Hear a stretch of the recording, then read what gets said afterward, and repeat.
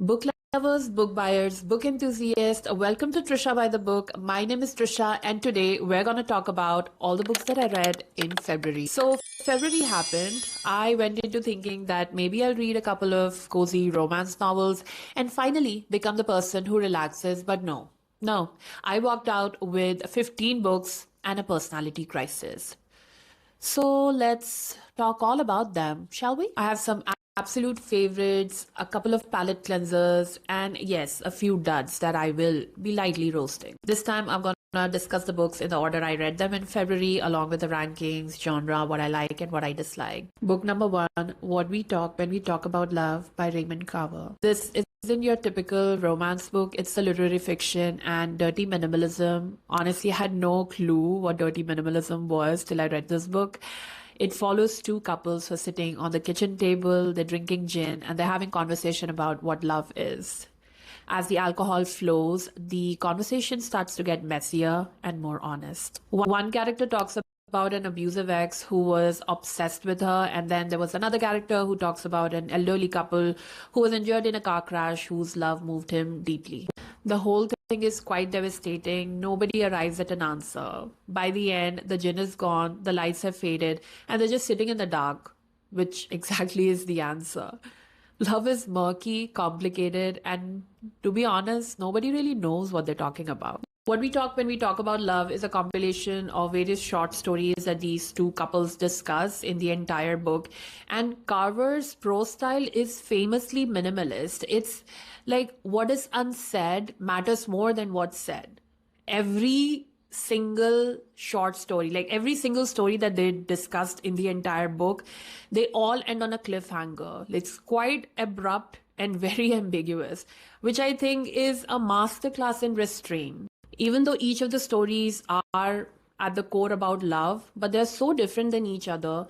And Carver is really talking about really mundane things of everyday people. It's just life of a regular person and the love within those people. However, because of these cliffhangers, like it just ends on such an abrupt note that I am more drawn into it with every short story, with every chapter that I read. There was this chapter in the book where a group of men were discussing things about a woman who was standing in front of them, and the way it creeped me out. My God. And I absolutely wanted to know what happens at the end, but I could not because the chapter ended midway before them or anyone taking any action. So that's what I'm talking about. Like, do I think that was about love? I don't, but then that's the answer. Nobody really knows what love is. I was trying to figure out, why is this certain chapter in this book? Is it passionate love? Do we even call that love? And I think that's what the writer wants to discuss. Like that's the kind of conversation he wants to have. But there is only one thing that I don't like about this book, that it was quite depressing. Honestly, I started my month of February thinking that I'm going to read about all these nice cozy romances, and I thought, since it's a literary fiction, it's a quite famous book by Raymond Carver, and I thought, okay, let me just start on with a nice emotional romance book. And no, it was quite heart-wrenching, devastating, and quite depressing to start my month of romance with What We Talk When We Talk About Love. But I think it's definitely a book that you should pick if you want to talk or even listen or read about different kinds of love, and not all love is beautiful. Book number two, The One by John Mars. Okay, this one is such a good premise. Imagine scientists discover a gene that matches you with your perfect soulmate anywhere in the world. There's this company called Match Your DNA that lets you bring in your DNA sample, and then they match you and they find you your person. Your one true person written in your biology. Sounds dreamy, right? It's not. The book follows five different people who've all found their match, and honestly, every single story had me hooked. I don't want to say too much because the less you know, the better, but all I'm going to say is that not every perfect match was a fairy tale. Some are complicated, some are dangerous, and some will genuinely make you question whether finding a perfect person is a blessing or a curse. What I loved about this book was that it just read like a TV show. It was fast, it was propulsive, and it was hard to put down. And rightfully so, because it's been adapted into a Netflix show, which I haven't watched. And I had such good time with this one. It's not trying to be this deep literary fiction. It's going to grip you, and it absolutely does. Book number 3, Beach Read by Emily Henry. I did a vlog style readathon where I read 4 Emily Henry books in a week. Link is here or at the end. I will add the link somewhere. Please do check that out after you watch this video. 2 rival writers with massive creative blocks swap genres for summer and accidentally starts falling in love, proving that your worst enemy is exactly who your heart ordered. I like that the banter was sharp, flirty, fun, but there were a lot of dislikes than likes for me. I think I gave it 2 stars. I didn't like it that much. I had a bone to pick with Emily Henry on this. The title of the book was Beach Read, and I absolutely did not feel any beachy vibes, nor there was any beach there. Mind you, maybe once or twice mentioned there, but yeah, it wasn't the summery beachy vibe that I was looking for. It felt a bit dragged. I mean, Emily Henry could have really played well with the genre swap, but I felt like it was a missed opportunity. If you want to see me actual dreading reading through the book, then please go to my reading vlog that I did with Emily Henry books. And now I'm a little bit calmer, but back then when I was reading it, I was pissed. I was so pissed that there was no beach. Now I'm a little bit more calmed down now that the month has passed. So yeah, if you want to see me painfully reading through and trying to find beach in those 300-400 pages, go to my vlog. Book number 4, People We Meet on Vacation by Emily Henry. 2 best friends with one almost moment take one last trip to fix their friendship, only to realize that the baggage that they've been carrying all along is their feelings for each other. I love the fact that they had the past and present chapters with them taking vacations, and that just substantiated their bond that they had with each other, and I love that. I love the quirky friendship that Alex and Poppy had with each other. It just was so refreshing to see 2 people have so many inside jokes, traveling together, have such pleasant memories with each other all through 12 and 13 years that we read about in the book.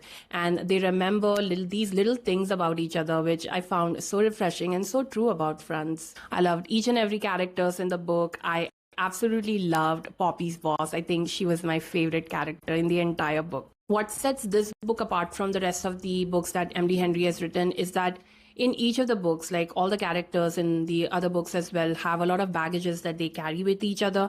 But in this particular book, I love the fact that they have worked on each other. They worked on their mental health. They were taken therapy. And before getting into anything serious, they worked on themselves. And I think that's so refreshing to read. It's very practical and it's very on time. Book number 5, Book Lovers from Emily Henry. A sharp-tongued literary agent escapes to a small town only to keep running into her work rival and discovers that the true plot twist is falling for a guy who she was never supposed to like. This was my highest rated Emily Henry book out of all the books that I read this February. I feel like the banter was really on the realms of, the bookish prose. I love the characters. I felt like they were very relatable. And what sets this one apart from the other books is that it really focuses on such a mature romance. They had their own career, they were ambitious, and then in the midst of it, they wanted to find romance. So I absolutely loved it, and I think I can relate to it very well. I found it very insightful. So yeah, all in all, this was my favorite Emily Henry book out of all. Book number 6, Happy Place by Emily Henry. 2 exes fake being together during one last dreamy vacation with friends, only to realize that pretending not to be in love is much harder than they thought. I love that the romance was really messy. There was fake dating involved around friends. It was really interesting to read that. However, that was it. That was absolutely it. I think it was an okay-ish book. I felt like the pacing was a bit slow, even though they were going from happy place to not so happy place to present real life in the chapters. The happy place was fine, like how they meet, how they get into a relationship, and then not so happy places were like what led to the break. I think the not so happy place chapters should have been explored a bit much. So the chapters that were discussed a lot, like it felt a little dragged there. This one focused more on friendship than romance. I have no issues with that, but they didn't really tackle the main romance plot that much, and then they made the surrounding tensions and surrounding the B stories more prevalent than the A story, which I didn't like as much.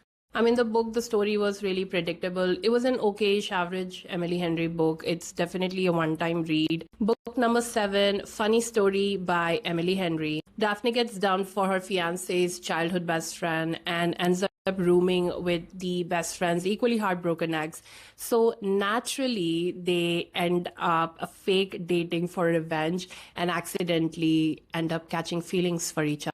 What I loved about the book was that there were some hilarious situations, there were some awkward moments here and there, and the banter was really on the roasting side, which I love. The first half, the banter, I found it really funny. I was chuckling here and there. But all in all, in the entire book, I don't think like the funny story title was apt enough for it to drag through the entire book.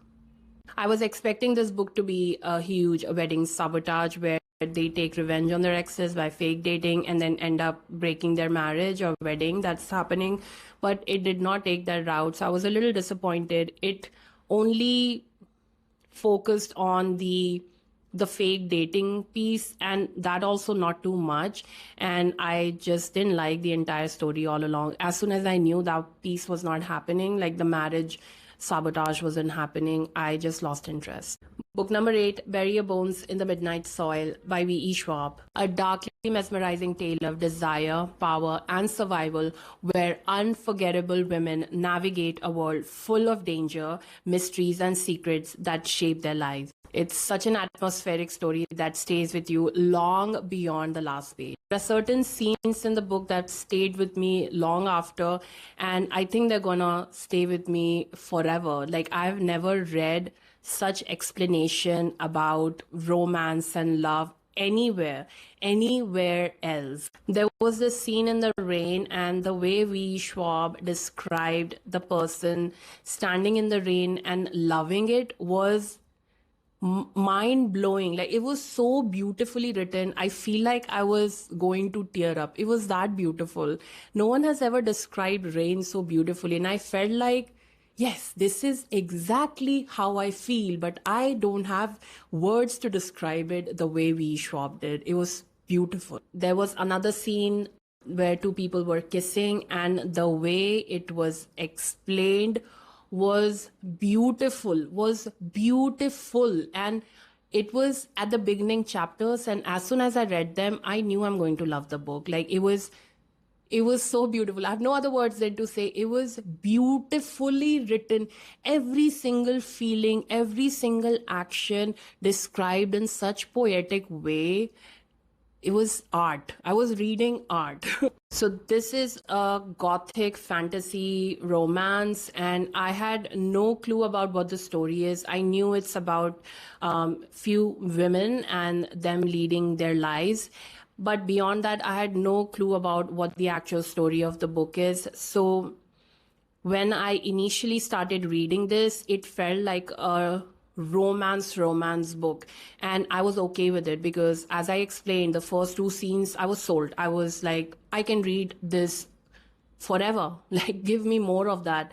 But to my surprise, it takes a very sharp turn, and there is a twist. I was pleasantly surprised with the plot twist that happened very early on in the book. I mean, as I explained, the 2 scenes that I just explained, I was okay reading those throughout the entire book, but it does take a sharp turn, and I didn't see it coming because I hadn't read anything about the book. No spoilers, no descriptions, nothing. So I was pleasantly surprised, and it did add to a lot of the gothic part of it. It did add to the gothic vibe of the book. The book is about love, rage, possession, and all together, all differently. As the story progressed, of course, I started following the story more since the twist happened. But every now and then, V. Schwab would hit you with that amazing prose. There's a line or two which would just, I would just sit there reading those two lines and thinking about it for 15 minutes because it was that beautiful. And I'm going to read one to you. There's this one line about time, and it's so profound. I have to read that to you. Let me get my phone. Charlotte reflects that people like to believe time heals all wounds, but that's a comforting lie. Time doesn't mend what's broken, it rots it, slowly and quietly, until what remains is hollowed out rather than healed. Book number 9, Once Upon a Broken Heart by Stephanie Garber. Ava finds herself in a world full of magic and mystery when she makes a risky deal with the Prince of Hearts. She faces challenges that test her courage, cleverness, and heart. Along the way, she navigates temptations, secrets, and unexpected alliances while discovering more about herself. I DNF'd this book. I read halfway through and then I just could not finish it. I was not feeling this book at all. No, I wasn't. It was a hot mess. It was a hot mess and I could not relate with it. I could relate with it. I thought it was a fairy tale. Honestly, like the first 10%, like the first few chapters felt like it was a Cinderella retelling and I was okay with it. So at the beginning, Ava goes to the Prince of Hearts temple or place wherever he resides, and she asks him to do something about her ex-fiance marrying her sister. So this Prince of Hearts, his name is Jax. So Jax fulfills Ava's wishes. He's like, okay, fine. He's not going to marry your sister. And then in return, you're going to give me 3 wishes. Sorry, did I say wishes? No. 3 kisses. So Jax demands Ava 3 kisses anytime. And not to him. He doesn't want the kisses. He's like, Ava, I want 3 kisses from you. And I'm going to choose the person that you're going to give. And at any time, I can demand those 3 kisses. And you have to kiss them. So Ava's like, fine, whatever, I'll do it. That's the plot. And then Ava is invited to this place called Magnificent North. And she meets this amazing prince there. Did I say amazing? This character, Apollo effing Acadian, is the most mid-flat character I have ever read. And please don't ask me what happens next because I've already forgotten. I will do you one. I'm going to read the notes that I made while I was reading this book. I will read it exactly how I wrote it. Hang on. Okay. My notes, Sarah. Prophecy, prophecy, prophecy. Matriarch, matriarch, matriarch. Heart, heart, heart. Valerie, Valerie, Valerie. Curse, curse, curse. It's YA. My bad. Read it after V. Schwab, so hated it even more. And that's true because as soon as I read V.E. Schwab, I was in this gothic romance fantasy land with poetic prose. And then I ended up reading this. I could not understand why I'm reading this book and I went 50% on it. So yeah, I DNF'd it. Well, initially I was thinking of reading all 3 books in the trilogy and I heard such good things about it. And I thought it has to be good. The ratings are really great, actually. Maybe I'll read it in the future. I'm not sure. But as of now, for the February, since I was reading so many romance books, I had really high expectations from the series and it didn't live up to it. So I just DNF'd it. Maybe I'll pick it up again. Let me know if you've read this book and you have a different thought process altogether and tell me why you like this book so that I can pick it up again. Book number 10, The Passengers by John Maas. In a near future United Kingdom where fully autonomous, self-driving cars are the norm, 8 passengers find themselves locked in their vehicle with no control over where they're going, where a mysterious hacker seizes their car system. Each passenger's panic is broadcasted live to the world and a chilling ultimatum follows where public and a secret jury decides who gets to survive. The hacker also starts exposing the passenger's secrets and really throws the public and the secret jury into this moral dilemma about value judgment and the humanity's reliance on technology. This was really eye-opening to read because it's happening in our time. Like we have fully autonomous, we have self-driving cars, and what really happens about the laws if in the future, all cars are self-driving cars. If an accident happens, who gets to live? Who doesn't get to live?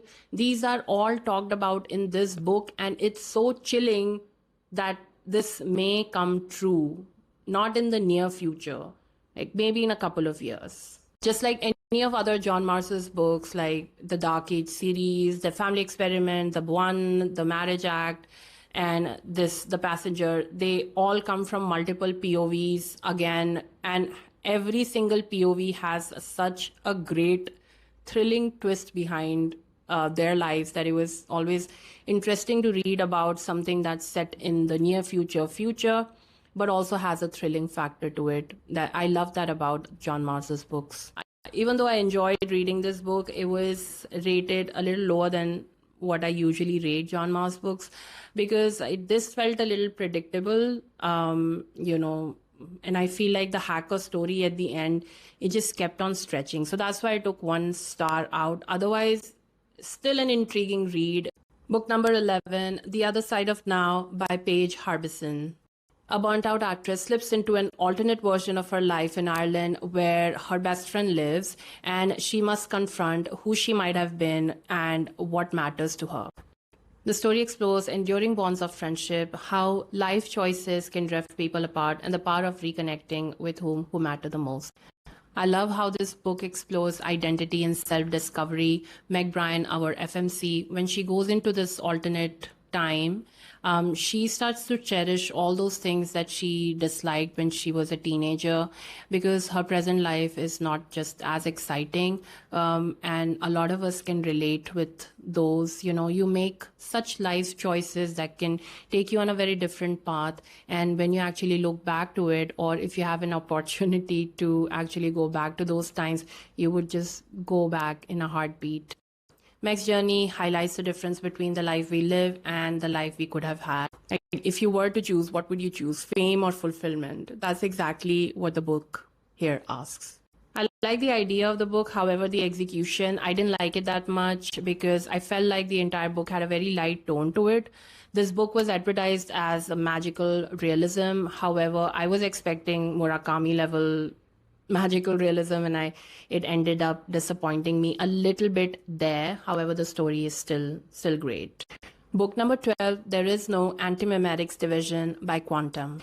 Imagine a world where ideas themselves can erase you from memory. Not just people forgetting, but reality actively forgetting you. This story follows a secret team tasked with handling these mind-bending, reality-warping threats.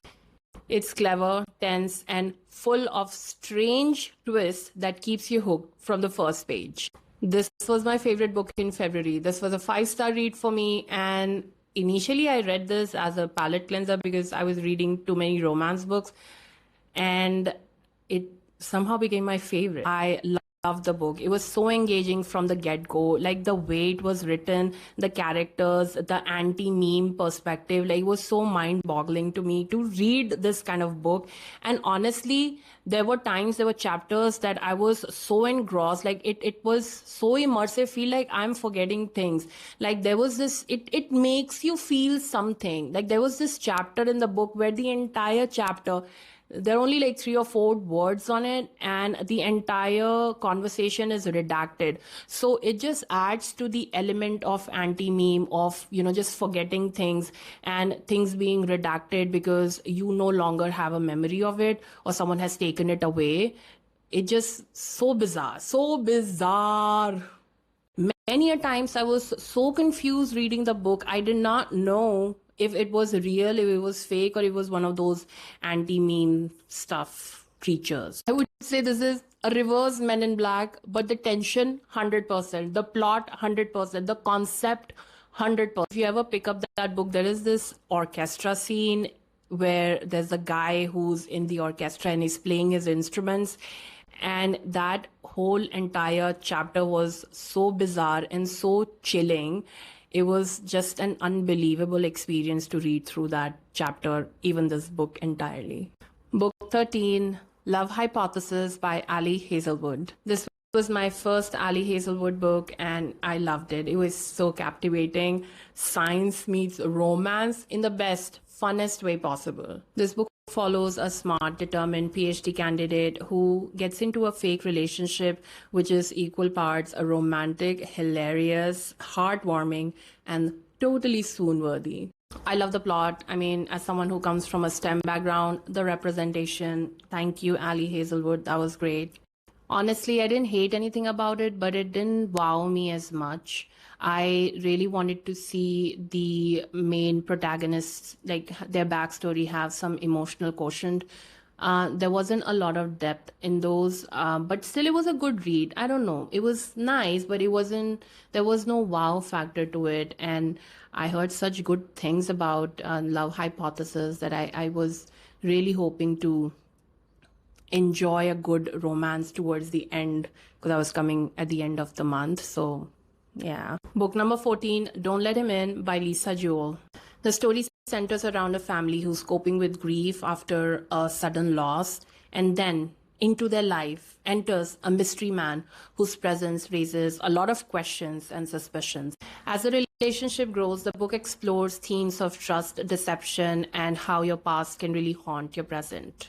It's less about the jump scares, this huge thrilling reveal, the plot twist, but it's more about like this unsettling feeling that you get when you don't know who to trust. In Joel's trademark style, it was fast paced, it had an emotional appeal to it, and it was full of twists for sure. It also had a lot of characters. So initially, when I was reading, I could not figure out who was what and who were they talking about. But it's not complicated. It's an easy read. At the end, you will get to know exactly who these characters are talking about. And I was just a little dumb initially. I did like the ending. I don't think it's the most jaw-dropping plot twist ever, but I like the ending and it kept it open-ended, which I always like. Book number 15, A Killer Kind of Romance by Letizia Lorini. The story follows Scarlett Moore, a crime podcast host, and suddenly she gets assigned a romantic podcast show as well, even though she doesn't really believe in love. Just as she's juggling between the murder plots and the Sweeney stories, someone starts to reenact the crimes that she's talking about on her podcast. At the same time, she's drawn into this amazing romance with the guy next door who is a bad boy. This book blends romantic suspense, both romance and thriller vibes equally. And that's the reason why I picked up this book. Like the title says it all, a killer kind of romance. And I wanted to read all kinds of romances in February. And I feel like I have done that. But what I didn't do is read a romantic thriller book. And here it is. While the love and the romance is blooming, they are also trying to find who this killer is who's reenacting Scarlett's podcast murder mysteries. For the murder mystery, it's not your typical, like a mystery or a thriller book that they're just deep into finding out who the killer is and the backstories or the relationships or the psychology behind it. No, they are just simply finding as many clues as they can. So it's pretty light on that. It's not as intense. I did get disappointed to know who the killer was. I should have guessed. I mean, I already guessed who the killer was in this one. But I still was expecting a lot of depth into like someone has to really kill someone for really intense, dire motives, which I did not see that in this book. Otherwise, it was a good one-time read, I would say. A good way to end the month of February with romance and my favorite genre, thriller, mystery, sorry. Those were all the 15 books that I read in the month of February. I had an amazing time. I wanted to read different types of romance. So from Raymond Carver, what we talk when we talk about love, to V.E. Schwab. It was an amazing experience. And while I was reading these books, of course, I needed some palate cleansers. I needed some sci-fi, some Lisa Jewell thriller thrown in there because it was just getting too much. Like too much romance was overwhelming me. But still, I would say I will continue this trend next year, next to next year. Every February, I'm going to give romance a try. And what I'm going to do differently is that I'm going to also include classics as well. I did include one classic. I wanted to read one Jane Austen book, but Feb only had 28 days. So please comment down below if there were any great books that you read in February or any of these books that you found interesting. Thank you so much for watching the video. please like, share, and subscribe. Trisha by the Book, and I'll see you soon.